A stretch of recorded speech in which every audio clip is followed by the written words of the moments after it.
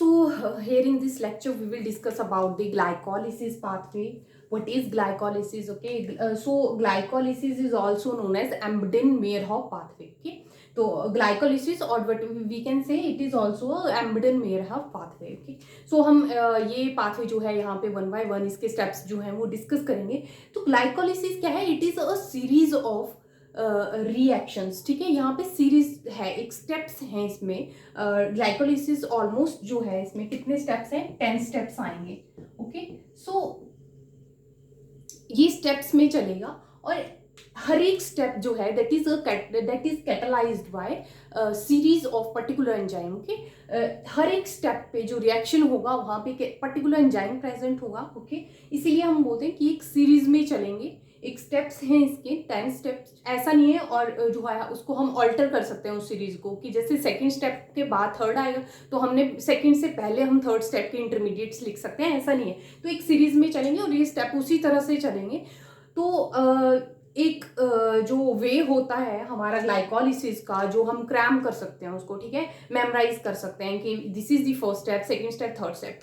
मैं जो है इसमें क्या बताऊंगी ग्लाइकोलिसिस के जो स्टेप्स हैं. I will not focus on the ways how to cram the pathway, but I will discuss some points. Okay, some concepts behind the particular steps.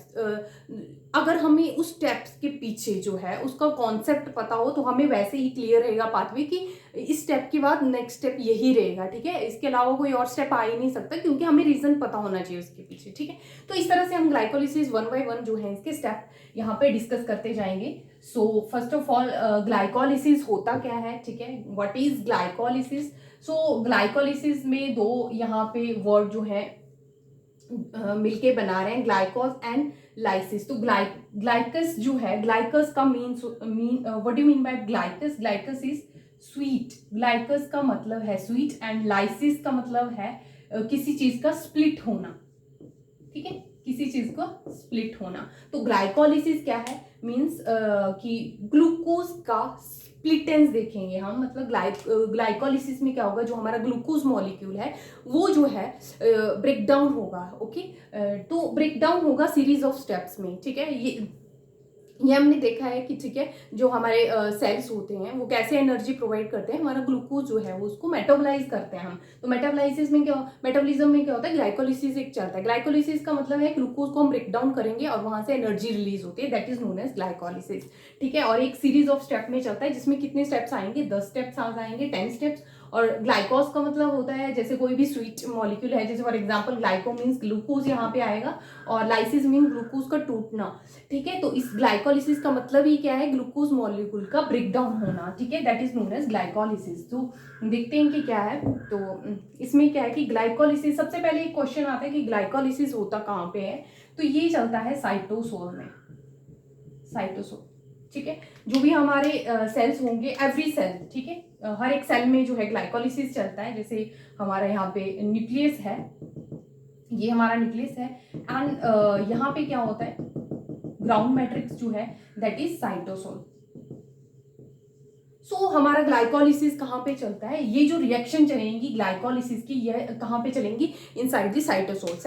Cell जो है उसके अंदर जो साइटोसोल है वहां पे ये रिएक्शन चलेंगी जिसको बोलेंगे हम ग्लाइकोलिसिस. ठीक है, एक स्टेप तो क्लियर हो जाता है. कहाँ पे चलता है? Inside the cytosol, inside the cell. और ये हर एक सेल में जो है वो कैरी आउट होती है ग्लाइकोलिसिस. ओके, सो कहाँ पे है? Inside the cytosol. साइटोसोल में चलेंगे. तो हमारा एक क्वेश्चन आ सकता है यहाँ पे, why glycolysis occur only in the cytosol? जरूरी नहीं है कि ये साइटोसोल में हो. ठीक है, अदर साइट्स पे क्यों नहीं हो सकता? ठीक है, तो इसका एक और आंसर यहाँ पे क्या है कि साइटोसोल में ही क्यों चलता है? हमें जो ग्लाइकोलिसिस है, ठीक है, इसको जो ग्लूकोज ब्रेक डाउन हो रहा है, स्प्लिट हो रहा है, उसके लिए जो एंजाइम्स हैं वो हर एक स्टेप में चाहिए होते हैं. तो जितने भी एंजाइम्स हैं ना, जो ये सीरीज ऑफ रिएक्शंस को चलने के लिए जो रिक्वायर्ड हैं, वो सारे कहाँ पे अवेलेबल होते हैं? Inside the cytosol. यही रीजन है कि हमारी जो ग्लाइकोलिसिस होती है कहाँ पे चलती है? Cytosol of the cell. ठीक है, यहाँ तक पॉइंट्स क्लियर हो जाते हैं. नेक्स्ट हम वन बाय वन जो है वो ग्लाइकोलिसिस को स्टडी कर लेते हैं कि ग्लाइकोलिसिस में कैसे कैसे जो है वो स्टेप्स चलते हैं. सो फर्स्ट स्टेप देख लेते हैं. ग्लूकोज से स्टार्ट करेंगे. ऑब्वियसली ग्लूकोज का ब्रेकडाउन हम स्टडी करेंगे. तो कहाँ से स्टार्ट करेंगे? From the glucose molecule. तो फर्स्ट स्टेप लिख लेते हैं, स्टेप नंबर फर्स्ट, ठीक है, हमारा ग्लूकोज मॉलिक्यूल हमारे पास क्या है, ग्लूकोज मॉलिक्यूल, ये किस में कन्वर्ट हो जाएगा, फर्स्ट स्टेप में क्या होगा, glucose molecule will converted into glucose 6 phosphate, okay, it will convert it into glucose 6 phosphate. This is glucose 6 phosphate.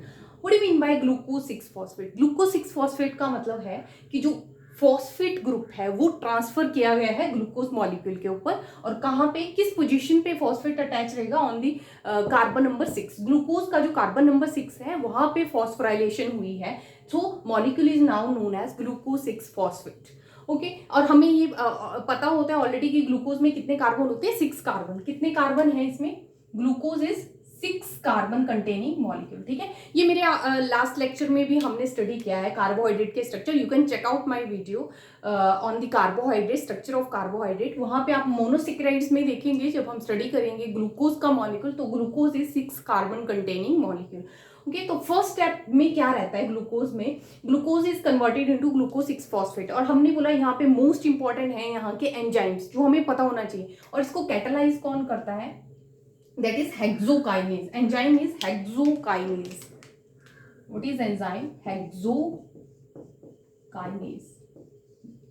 ये यहाँ का एक बहुत ही इंपॉर्टेंट, इस स्टेप में ये जो एंजाइम है that is very important, that is hexokinase.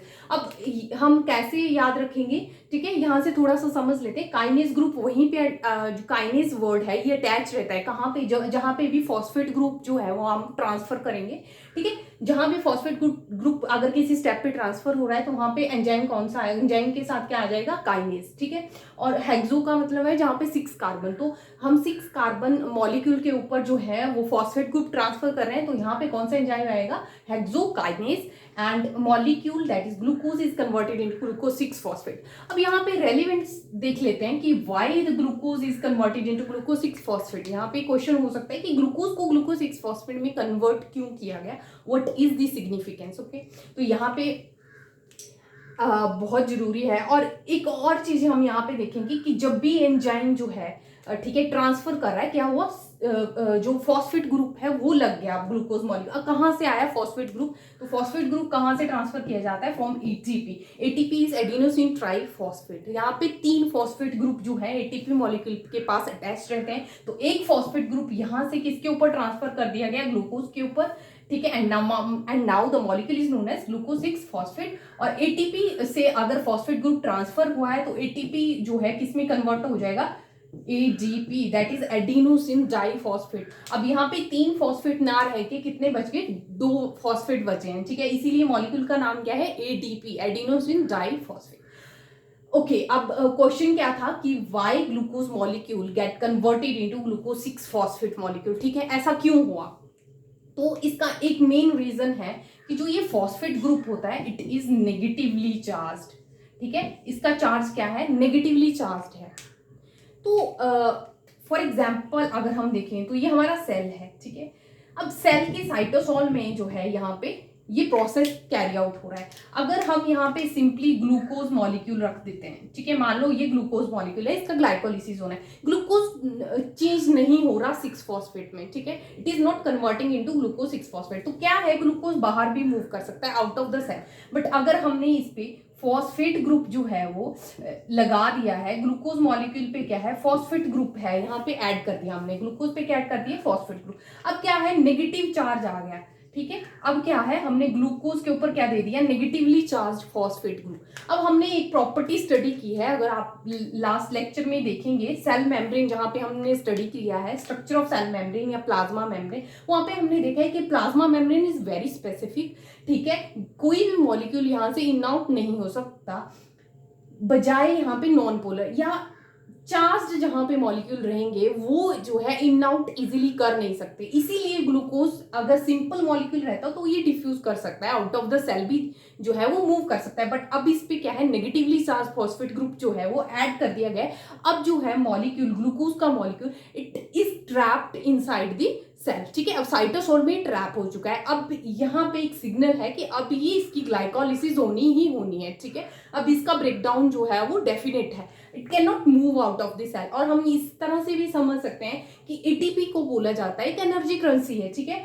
अब जैसे ही हम बिजनेस डील करते हैं, ठीक है, हमने कुछ इन्वेस्ट कर दिया, कुछ जो शेयर है इन्वेस्ट कर दिए, अब हमारी डील फिक्स हो जाती है, ठीक है, उससे हम जो है बैक ऑफ नहीं कर सकते। उसी तरह से यहाँ पे क्या है, ग्लूकोज को जब ग्लूकोज 6 फॉस्फेट में कन्वर्ट कर दिया जाता है तो ये ट्रैप हो जाता है उस डील में, ठीक है। It can not back off और it can not move out of the cell, ठीक है। अब क्या है हमारा नेक्स्ट जो पाथवे है, जो नेक्स्ट सीरीज चलेगी स्टेप की, दैट इज डेफिनेट कि वो स्टेप्स अब जो है कैरी आउट होंगे। अदरवाइज इट कैन ग्लूकोज अगर सिंपल रहता तो ग्लूकोज जो है it can move out of the cell, but now it is trapped inside the cell in the form of glucose 6 phosphate. तो अब इसका जो ग्लाइकोलिसिस है it will definitely carried out inside the cell cytosol. तो ये हमें significance जो है यहाँ पे समझ आ रहा है कि ठीक है, glucose why it is converted into glucose 6 phosphate, ठीक है। तो फर्स्ट स्टेप यहाँ पे क्लियर हो जाता है कि सबसे पहला स्टेप है ग्लाइकोलिसिस में कि हमारा ग्लूकोज जो है वो किस में कन्वर्ट कर दिया जाता है, ग्लूकोज 6 फॉस्फेट, और यहाँ पे एटीपी कन्वर्ट कर दिया जाता है एडीपी में, और जो यहाँ से फॉस्फेट निकला वो कहाँ पे ट्रांसफर कर दिया जाता है, ग्लूकोज मॉलिक्यूल के ऊपर, और यहाँ पे एंजाइम है that is hexokinase.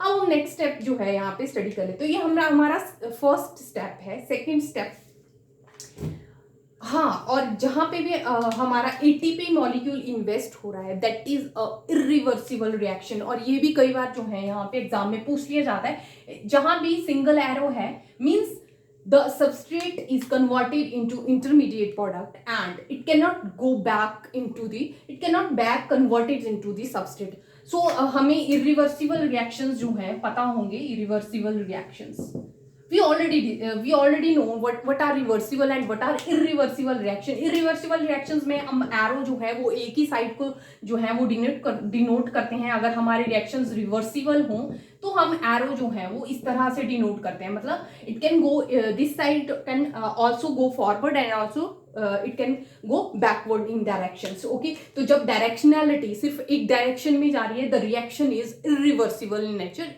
the product cannot back converted into substrate, okay।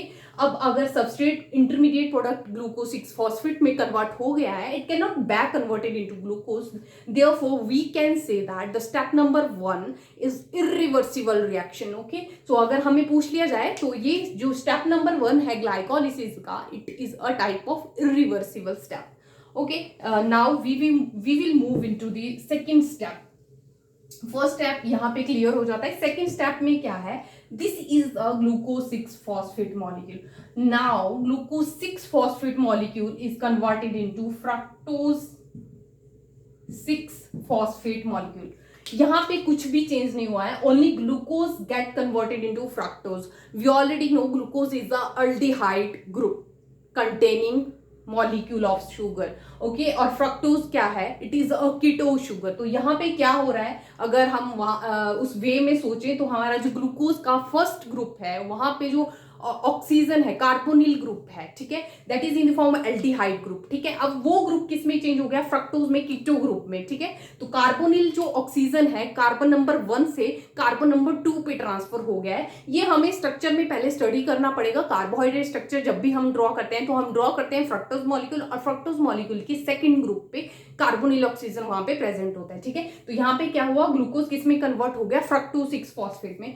और यहाँ पे अगर हम एंजाइम देखें तो एंजाइम होगा फॉस्फो ग्लूको आइसोमेरेज, ग्लूको आइसोमेरेज, ठीक है, फॉस्फोग्लूको आइसोमेरेज। अब आइसोमेरेज कौन सा एंजाइम होता है जो उसकी आइसोमर्स में इसको कन्वर्ट करता है, ओके। आइसोमर्स क्या होते हैं कि जैसे ग्लूकोज फ्रक्टोज, इनका स्ट्रक्चर सेम है, इनका फॉर्मूला सेम है, बस इनकी स्टीरियोकेमिस्ट्री डिफरेंट है, ठीक है। जो अरेंजमेंट है जो मॉलिक्यूल में एटम्स का दैट इज डिफरेंट। तो इसीलिए ग्लूकोज क्या है, एक एल्डिहाइड ग्रुप कंटेनिंग मॉलिक्यूल है, वो किस में चेंज हो गया, कीटो ग्रुप में चेंज हो गया, दैट इज फ्रक्टोज 6 फॉस्फेट। तो it is a second step. And यहाँ पे एक और चीज यहाँ पे इंपॉर्टेंट है कि it is not a type of irreversible reaction, it can go backward. Okay, it is a reversible reaction. अब यहाँ पे फ्रक्टोज जो है बैक भी जा सकता है ग्लूकोज 6 फॉस्फेट में, it can go into back into the glucose 6 phosphate. So it is a type of reversible reaction. Okay, now we will move into the third step. It is a second step. तो ये क्या है, मैं यहाँ से रब कर देती हूँ इसको, यहाँ पे ATP आ जाएगा। ये फर्स्ट स्टेप है, that is glucose 6 phosphate. Glucose 6 phosphate converted into fructose, that is step number 2। It is the step number 2 and now we will move into the step number 3। Step number 3 में क्या होगा, this molecule fructose 6 phosphate molecule, it will converted into fructose 1,6 phosphate. Okay, let me rub it.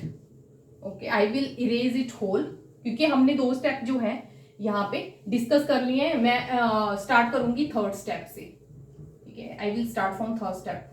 Fructose 6 phosphate के next step हम study करेंगे, तो हम study कर रहे हैं अपना third step. What is third step? Third step में क्या आ जाएगा, फ्रक्टोज 6 फॉस्फेट। ये हमारा फ्रक्टोज 6 फॉस्फेट मॉलिक्यूल जो है थर्ड स्टेप में किस में चेंज हो जाएगा, fructose 1,6 bis phosphate.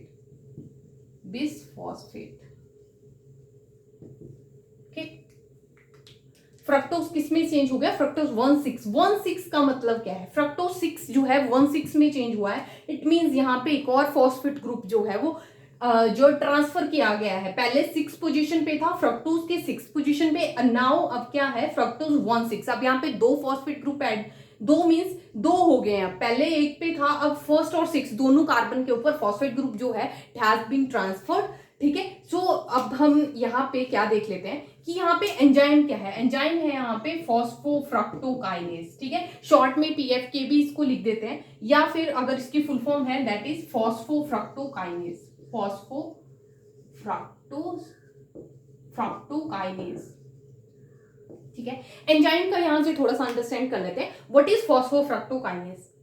फॉस्फोफ्रक्टोकाइनेज means, kinase mean ये फॉस्फेट ग्रुप ट्रांसफर कर रहा है। ठीक है, फ्रक्टोज जो मॉलिक्यूल है इसके ऊपर इसने क्या किया, phosphate group at the position number 1 पे जो है वो ट्रांसफर किया, इसीलिए इसको बोला फॉस्फोफ्रक्टोकाइनेज। इसीलिए जो हमारा एंजाइम है that is a kinase, transfer of phosphate यहाँ पे हुआ है। इतना क्लियर हो गया। अब हम यहाँ पे एक और चीज देख लेते हैं कि why fructose 6 phosphate converted into fructose 1,6 phosphate. ठीक है, ऐसा क्यों हुआ? ठीक है, ये जो है यहाँ पे कन्वर्ट क्यों हुआ फ्रक्टोज 1,6 फॉस्फेट में, तो यहाँ पे एक और रीजन है। मान लो हमारा ग्लूकोज जो है इसने स्प्लिट होना है, ये हमें पता है कि ग्लाइकोलिसिस में ग्लूकोज ने स्प्लिट होना है, ठीक है, टूटना है ग्लूकोज ने। तो ग्लूकोज क्या है, एक 6 कार्बन कंटेनिंग जो है वो मॉलिक्यूल है। तो ग्लूकोज ये है हमारा ग्लूकोज, जिसमें 6 कार्बन जो है वो आते हैं। अब ग्लूकोज स्प्लिट होके 3 कार्बन के मॉलिक्यूल में, 3 कार्बन के मॉलिक्यूल में स्प्लिट होएगा। ठीक है, और ये जो 3 कार्बन मॉलिक्यूल है इसको बोल दिया जाता है पाइरुवेट। ठीक है, ओके, सो यहाँ पे at the end of the glycolysis हमें क्या मिलता है, पाइरुवेट मॉलिक्यूल। और पाइरुवेट जो है 3 कार्बन कंटेनिंग है। इट मींस कि हमारा 6 मॉलिक्यूल जो है, 6 कार्बन का जो मॉलिक्यूल है वो 3 कार्बन में चेंज हुआ है। तो यहाँ पे कितने मॉलिक्यूल निकलेंगे, ऐसे 2 निकलेंगे, जिनके पास 3 कार्बन जो है वो अटैच है, और 3 कार्बन कंटेनिंग मॉलिक्यूल क्या है, पाइरुवेट। तो इसका एंड प्रोडक्ट हमें मिलेगा। तो यहाँ से मेरे बोलने का मतलब यही है कि जो ग्लूकोज जब कन्वर्ट हो रहा है, जब fructose 6 phosphate converting into fructose 1,6, तो 1,6 क्यों चेंज हुआ, 1,6 इसीलिए चेंज हुआ जब इसने जो है वो डिग्रेड होना है इनटू 2 मॉलिक्यूल। ठीक है, 3 कार्बन कंटेनिंग मॉलिक्यूल में, तो वहां पे फॉस्फेट ग्रुप दोनों में आना चाहिए। ठीक है, जब 6 कार्बन का 3 कार्बन में स्प्लिट होना है तो वहां पे 2 मॉलिक्यूल ऐसे निकलेंगे, तो दोनों में फॉस्फेट ग्रुप होना चाहिए, इसीलिए यहाँ पे 2 फॉस्फेट ग्रुप जो है वो ट्रांसफर कर दिए गए। 6 पोजीशन पे तो पहले से ऑलरेडी था, अब 1 पे भी जो है वो अटैच कर दिया जाता है। तो इसका सिग्निफिकेंस यहीं पे यही है कि जब ये टूटेगा 2 डिफरेंट मॉलिक्यूल में, तो दोनों जो है वो फॉस्फोराइलेटेड होने चाहिए, इसीलिए 2 फॉस्फेट ग्रुप जो है पहले इसमें ट्रांसफर कर दिए जाते हैं। And the enzyme is known as phosphofructokinase enzyme, and the enzyme is very important. And next step हम डिस्कस कर लेते हैं, स्टेप नंबर 4।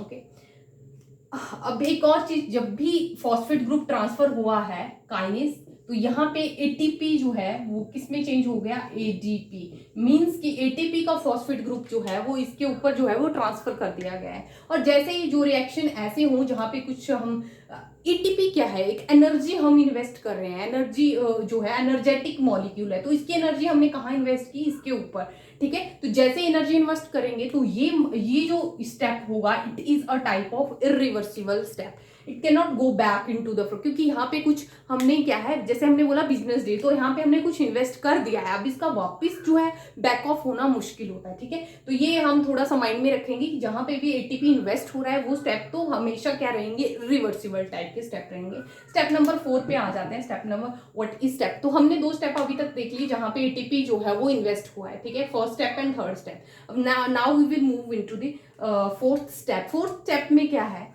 अब ये हमारा मॉलिक्यूल है fructose 1,6 bisphosphate. Fructose 6 carbon containing है, 1,6 क्या है, इसके ऊपर दो जो है वो फॉस्फेट ग्रुप ट्रांसफर कर दिए गए हैं फर्स्ट एंड 6 पोजीशन के ऊपर। अब ये क्या है, 6 कार्बन कंटेनिंग, अब इसको स्प्लिट होना है। स्टेप नंबर 4 में क्या है, ये स्प्लिट हो जाएगा 3 कार्बन कंटेनिंग मॉलिक्यूल में, ठीक है। ऑब्वियसली 6 कार्बन है तो यहाँ पे 3 कार्बन और 3 कार्बन, ठीक है, इनमें ये टूटेगा। तो 3 कार्बन कंटेनिंग मॉलिक्यूल कौन सा होता है, एक तो होता है हमारा ग्लिसरल्डिहाइड, 3 फॉस्फेट, और एक आता है हमारा dihydroxy acetone, dihydroxy acetone phosphate, ठीक है। इसीलिए इन दोनों के पास फॉस्फेट ग्रुप इसके ऊपर भी है, इसके साथ भी फॉस्फेट ग्रुप है, इसीलिए हमने 2 बार फॉस्फेट ग्रुप अटैच किया था। तो ये 3 कार्बन मॉलिक्यूल है, 3 कार्बन कंटेनिंग ग्लिसरल्डिहाइड, इसके पास कितने कार्बन है, 3 कार्बन, और इसके पास भी कितने हैं, 3 कार्बन। तो ये जस्टिफाई हो गया कि 6 कार्बन जो मॉलिक्यूल है it is splitted into the 3 carbon, ठीक है, containing 2 molecule glyceraldehyde and dihydroxy acetone. और यहाँ पे एक एंजाइम आता है, enzyme is known as aldolase, ठीक है। कौन सा एंजाइम आता है, एल्डोलेज, ओके। तो 4th स्टेप जो है यहाँ पे क्लियर हो गया। नाउ 5th स्टेप क्या है, ठीक है। नेक्स्ट स्टेप हम देख लेते हैं, ग्लाइकोलिसिस का जो 5th स्टेप है ना, इसमें क्या है, एक्चुअली जो हमारा डाईहाइड्रोक्सी एसीटोन का मॉलिक्यूल है ना, ठीक है, ये कन्वर्ट हो जाता है ग्लिसरल्डिहाइड 3 फॉस्फेट, ठीक है। तो इसका 5th स्टेप क्या है, ये वाला जो मॉलिक्यूल होगा ये किस में कन्वर्ट हो जाएगा, इनटू बैक अगेन जो है डाईहाइड्रोक्सी किस में कन्वर्ट हो रहा है, ग्लिसरल्डिहाइड 3 फॉस्फेट में, ठीक है। अब ये भी किस में चेंज हो गया, ग्लिसरल्डिहाइड 3 फॉस्फेट में, और यहाँ पे एंजाइम कौन सा आएगा, आइसोमेरेज, ठीक है। आइसोमेरेज मींस कि दोनों जो है 3 कार्बन कंटेनिंग है, ठीक है, इसीलिए ये जो है किस में चेंज हो गया, ग्लिसरल्डिहाइड 3 फॉस्फेट के मॉलिक्यूल में। तो ये स्टेप नंबर 5 क्लियर हो गया। डाईहाइड्रोक्सी एसीटोन किस में चेंज हुआ, 3 कार्बन कंटेनिंग ग्लिसरल। तो ग्लिसरल्डिहाइड एक तो पहले ऑलरेडी बना हुआ था, एक यहां से भी एक क्या निकला, ग्लिसरल्डिहाइड। तो हम अब नेक्स्ट स्टेप में जब लिखेंगे तो हम क्या लिखेंगे, 2 मॉलिक्यूल ग्लिसरल्डिहाइड के। अब यहाँ पे बहुत कंफ्यूजन होता है कई बार, ठीक है। अब हमारा जो रिएक्शंस चलेंगे वहां पे हम बार बार हम ऐसे अलग अलग से नहीं लिखेंगे, ग्लिसरल्डिहाइड 3 फॉस्फेट, इस साइड भी ग्लिसरल्डिहाइड फॉस्फेट, वो डिग्रेड हो रहे हैं। अब हम सिंपली क्या कर देंगे, क्योंकि दोनों मॉलिक्यूल अब ये डिफरेंट तो है नहीं, अब ये भी किसमें चेंज हो गया, ग्लिसरल्डिहाइड, तो यहाँ पे लिखेंगे 2 मॉलिक्यूल हैं बट किसके हैं, ग्लिसरल्डिहाइड 3 मॉलिक्यूल के, ठीक है। तो नेक्स्ट स्टेप देख लेते हैं, हमने 5th स्टेप जो है वो कंप्लीट हो गया। 6th स्टेप हम इसका डिस्कस करेंगे, स्टेप नंबर 6, ओके।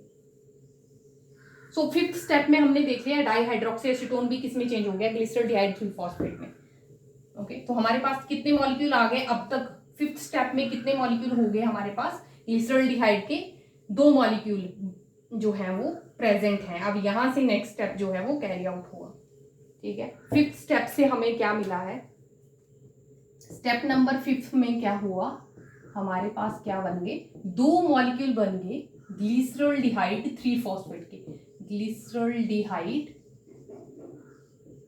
3 फॉस्फेट, ये क्लियर है। यहां पे कितने मॉलिक्यूल बन गए, 2 molecule.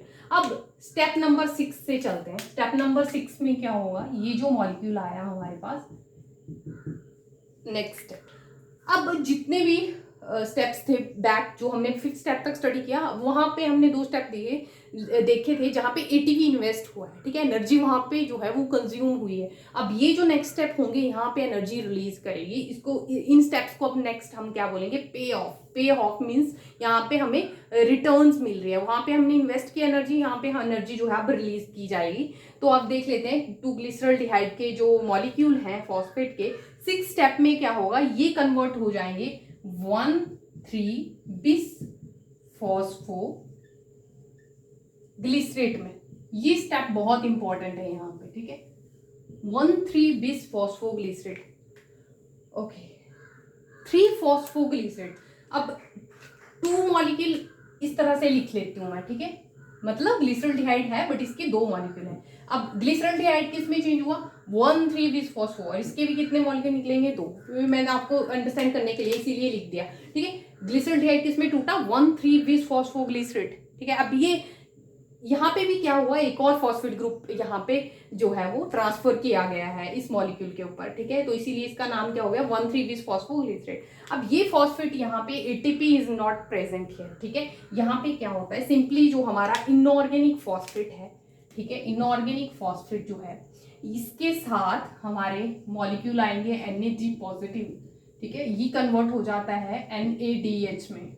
It is very important here, ठीक है, और यहाँ पे जो है प्रोटॉन रिलीज कर दिए जाते हैं, ठीक है।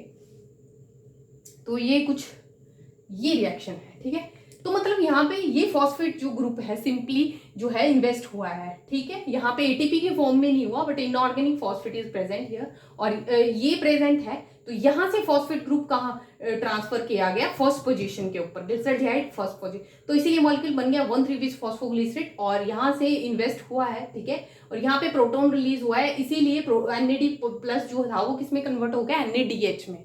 अब यहाँ पे है इंपॉर्टेंट इसका एंजाइम। एंजाइम क्या होगा यहाँ पे, इसका जो एंजाइम है वो है, let me write down here, and the enzyme is, what is the enzyme, glyceraldehyde 3 phosphate, glyceraldehyde 3 phosphate, यही ग्लिसरॉल्डिहाइड 3 फॉस्फेट, पहले तो ये ऐड हो जाएगा क्योंकि ये कन्वर्ट हो रहा है 1,3 फॉस्फोग्लिसरेट में, ठीक है।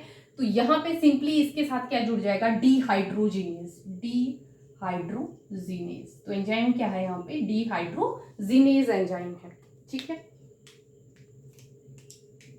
Okay. And it is also I think reversible step, ठीक।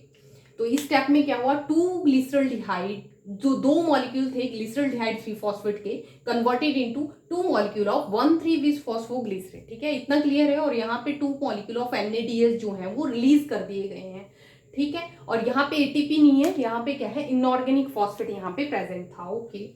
नेक्स्ट स्टेप जो है हम डिस्कस कर लेते हैं, स्टेप नंबर 6, नहीं ये स्टेप नंबर 6 था, एक्चुअली स्टेप नंबर 7 पे हम मूव करेंगे। अब स्टेप नंबर 7, 10 स्टेप्स हैं इसके।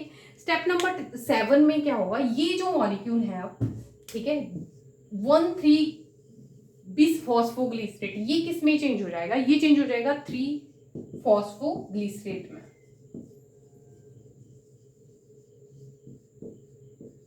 3 फॉस्फोग्लिसरेट।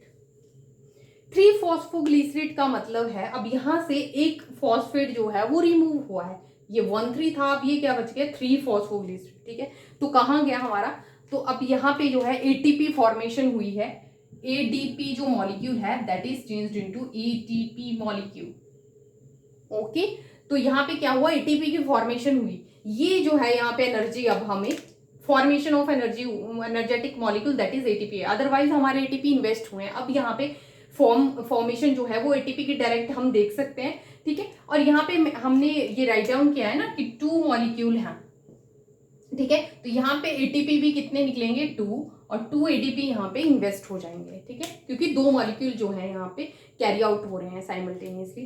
तो 7th स्टेप था ये, यहाँ पे क्या निकला, 3 फॉस्फोग्लिसरेट। और यहाँ पे जो एंजाइम है दैट इज ओके। एक और बात यहाँ पे है कि ये वाला जो स्टेप है it is also known as substrate level of phosphorylation, this is known as substrate level of substrate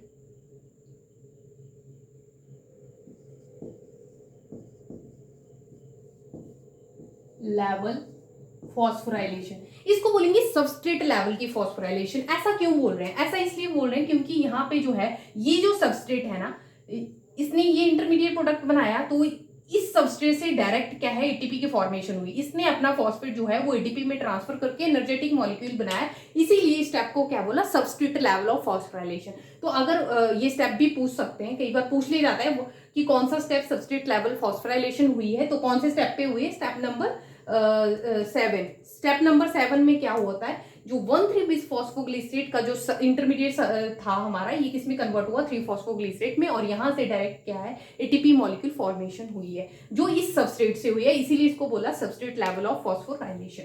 ठीक है, तो ये हमारे कितने हो गए? 7 स्टेप हो गए। अब हम स्टेप नंबर 8 पे मूव कर जाते हैं।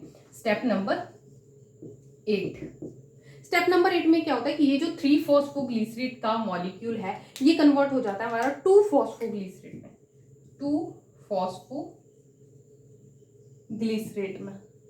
ठीक है, और यहाँ पे एंजाइम आएगा फॉस्फोग्लिसरेट म्यूटेज।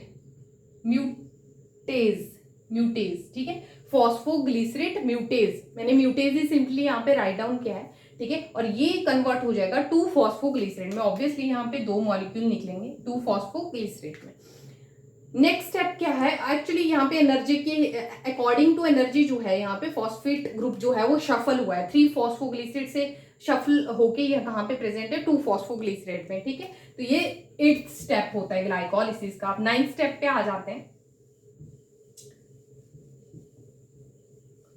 सिंपली इसमें कुछ नहीं है, म्यूटेज एंजाइम यहाँ पे वर्क कर रहा है, वो इसको 3 फॉस्फोग्लिसरेट से कन्वर्ट कर रहे हैं 2 फॉस्फोग्लिसरेट के मॉलिक्यूल में, क्योंकि यहाँ पे जो है वो अकॉर्डिंग टू एनर्जी जो है फॉस्फेट ग्रुप शफल हो गया है। ठीक है, on the position of second. So step number 9 जो है यहाँ पे हम डिस्कस करते हैं।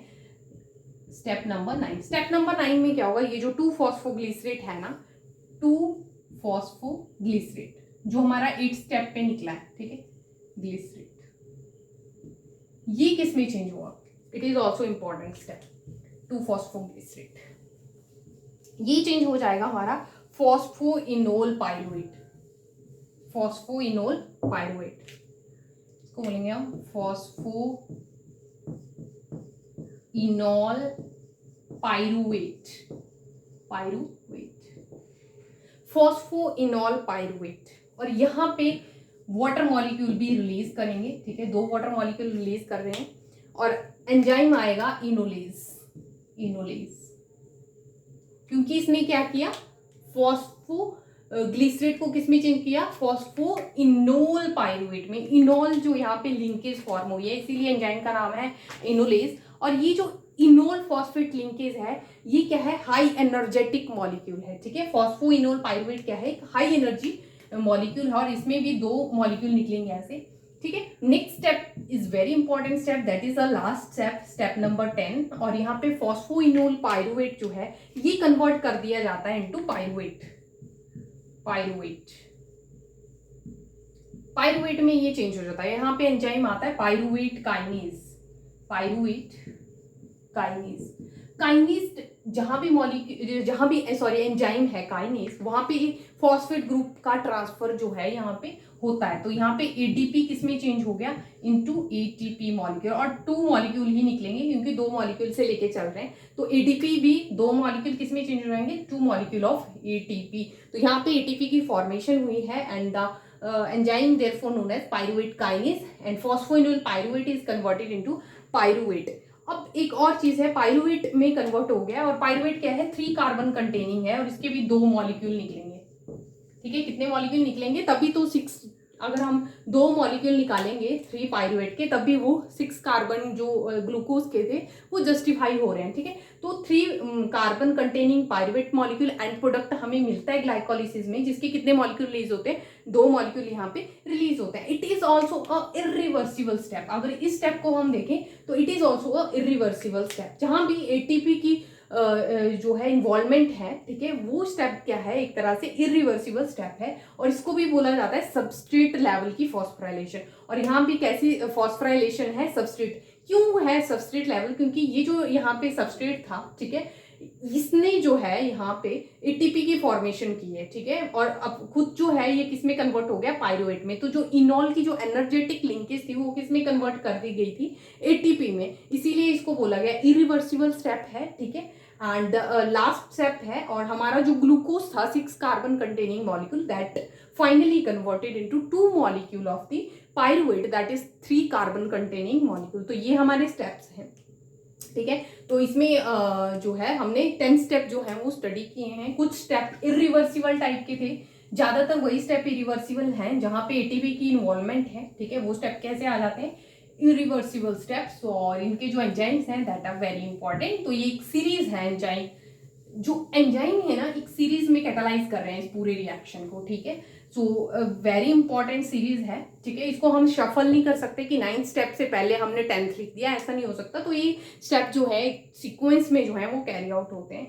तो हमने देख लिया कि जो ग्लूकोज का मॉलिक्यूल था, ठीक है, इसमें क्या ग्लाइकोलिसिस में क्या हो रहा है, ग्लाइकोलिसिस में क्या हो रहा है, ग्लूकोज मॉलिक्यूल जो है दैट इज 6 कार्बन कंटेनिंग, ये कन्वर्ट हो रहा है पायरुवेट में, पायरुवेट में, और जो है 3 कार्बन कंटेनिंग। तो इसीलिए इसके 2 मॉलिक्यूल जो है यहाँ पे फॉर्म होंगे, ठीक है। अब ये भी कंडीशन क्या है, ये कंडीशन है अगर हमारी ऑक्सीजन यहाँ पे प्रेजेंट है, ऑक्सीजन प्रेजेंट है, अगर यहाँ पे ऑक्सीजन की प्रेजेंस है then glucose will converted into pyruvate. अगर that is aerobic conditions, aerobic अगर यहाँ पे कंडीशन है। अगर एनारोबिक है मींस कि ऑक्सीजन जो है यहाँ पे प्रेजेंट नहीं है, तो ये जो ग्लूकोज है, ठीक है, ये पायरुवेट में चेंज नहीं होगा, it will got converted into lactic acid. तो ये एक अलग पाथवे होता है, एनारोबिक रेस्पिरेशन में जो है वो हम स्टडी करेंगे। तो हम जस्ट किस में देखा हमने, एरोबिक सिचुएशन है ये, कि जब ग्लूकोज जो है ऑक्सीडाइज होता है, ये किस में, 2 molecule of pyruvate में in the presence of oxygen, and it is also known as aerobic respiration. So it is the process of glycolysis जो हमने जो है वो डिटेल में स्टडी किया हुआ है। That's all about the glycolysis pathway.